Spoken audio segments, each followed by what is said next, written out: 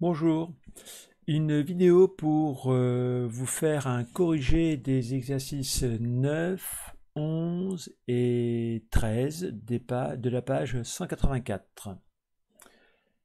Passons tout de suite à l'exercice 9, page 184. On considère une fonction f de x égale 2x au carré moins 1, démontrer que f est une fonction paire. Alors, on se rappelle, dans le cours, une fonction est paire lorsque pour tout x, f de x est égal à f de moins x. On est donc amené à calculer f de x et f de moins x. Alors, f de x, on l'a bien sûr. Donc, on a f de moins x qui est égal à... Alors, f de moins x, on cherche donc l'image de moins x par la fonction. Cette fonction, vous voyez qu'à x, elle associe 2x au carré. Donc, si au lieu de mettre moins x, ici, là, je vais remplacer le x par moins x. Mais attention, il y a quelque chose d'important, c'est que le carré que l'on met là, vous voyez, le carré concerne x. Donc, quand je vais mettre moins x, c'est moins x qui sera donc au carré. Moins 1. Je continue le calcul. 2 fois moins x au carré, ça me donne 2 fois x au carré, puisque moins x fois moins x égale x au carré. Donc ça me fait 2x au carré. Et je remarque que ceci est égal à f de x. Donc on a montré que f de moins x est égal à f de x pour tout x. On a montré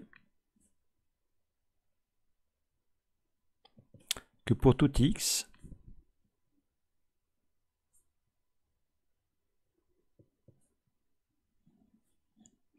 deux points, f de moins x égale f de x. Donc ceci prouve que f est une fonction paire. Ceci prouve que f est paire. Bien, nous avons répondu à la première question. Deuxième question, que peut-on en déduire pour sa courbe représentative? Eh bien, là, si on connaît bien son cours, la réponse est immédiate. On va pouvoir dire que la courbe est symétrique par rapport à l'axe des y. On en déduit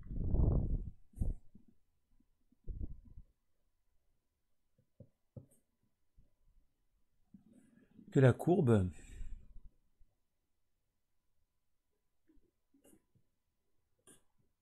est symétrique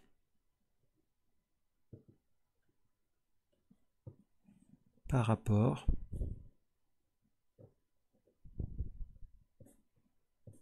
à l'axe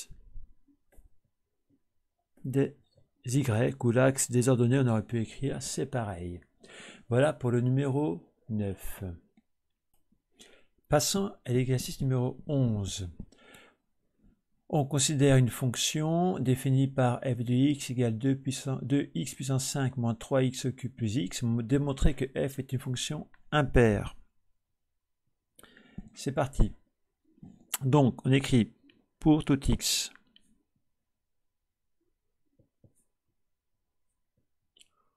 on a, alors on est donc amené à calculer f de moins x.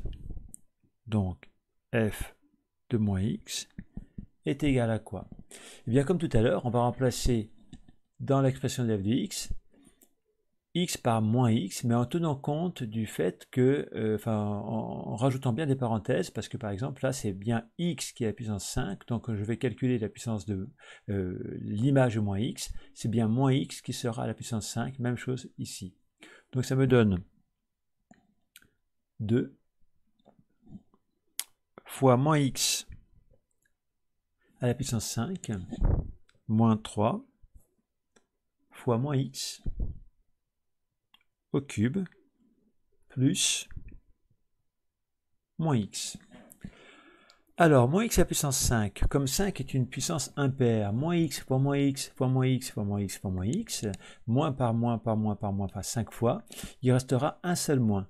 Donc, ceci me donnera 2 fois, 2, disons, alors, fois, petite erreur, moins x puissance 5,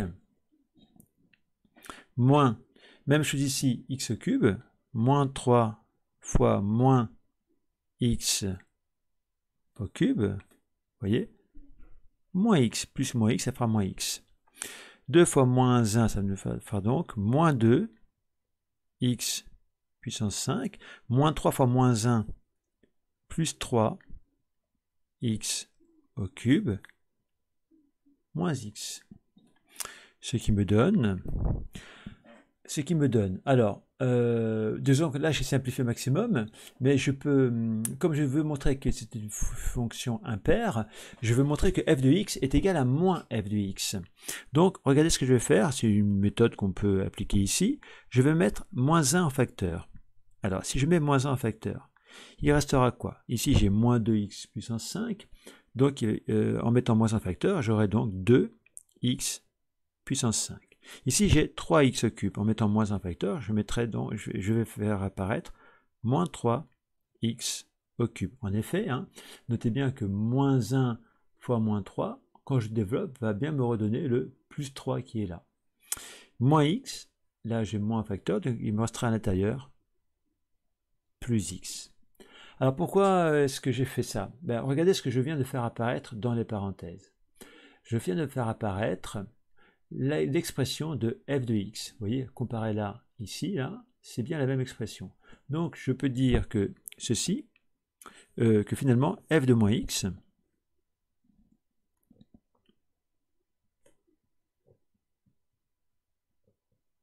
qui est là donc, ce f de moins x est égal à moins f de x.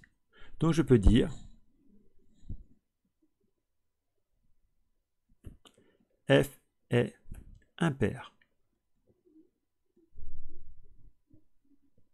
Voilà. Voilà pour la première question. Deuxième question, que peut-on en déduire pour sa courbe représentative? Si vous connaissez votre cours, la réponse est là encore immédiate. On en déduit immédiatement que la courbe représentative est symétrique par rapport à l'origine. La courbe est symétrique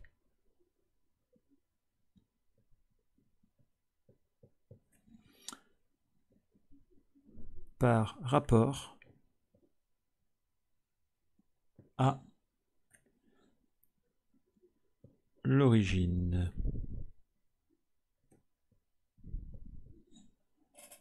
Voilà pour l'exercice 11.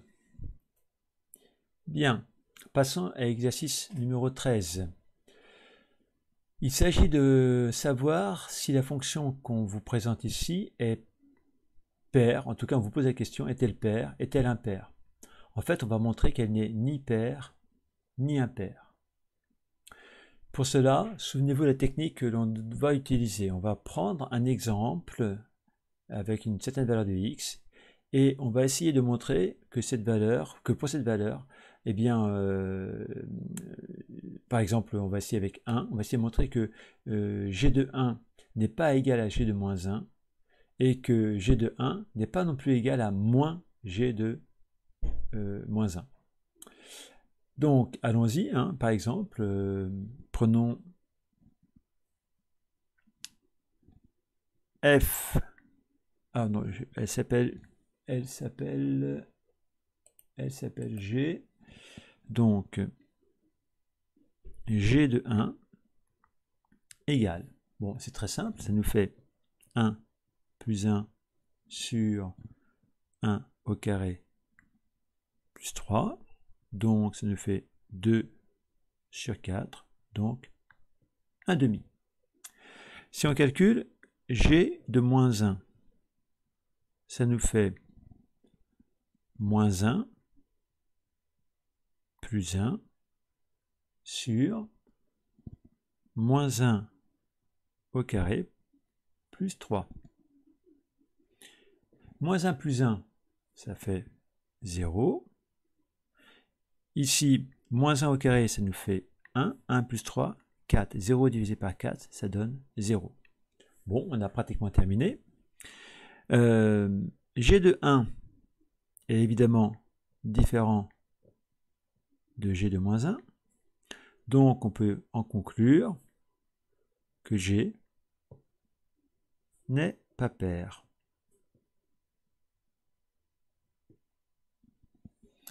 De la même façon, G de moins 1 est différent de moins G de 1. Donc, G n'est pas impair. Voilà. Alors, je fais un petit rappel pour ceux qui auraient du mal à comprendre ça. Pour qu'une fonction soit paire, il faut que g de x soit égal à g de moins x pour tous les x. Donc, si je trouve une valeur de x pour laquelle cette relation n'est pas vérifiée, ça me suffit pour dire que g n'est pas pair. Là, pour 1, on voit bien que g de 1 étant différent de moins 1, elle ne pourra pas être paire. De la même façon, une fonction g est impaire lorsque g de moins x est égal à moins g de x pour tout x. Or ici, g de moins 1 n'est pas égal à moins g de 1. Donc la fonction g n'est pas paire. La rédaction que je viens de faire ici est suffisante pour ce genre d'exercice. Il n'y a pas besoin d'en dire plus. Donc ici, la fonction n'est ni paire ni impaire. Voilà pour la fin de cette vidéo. Merci.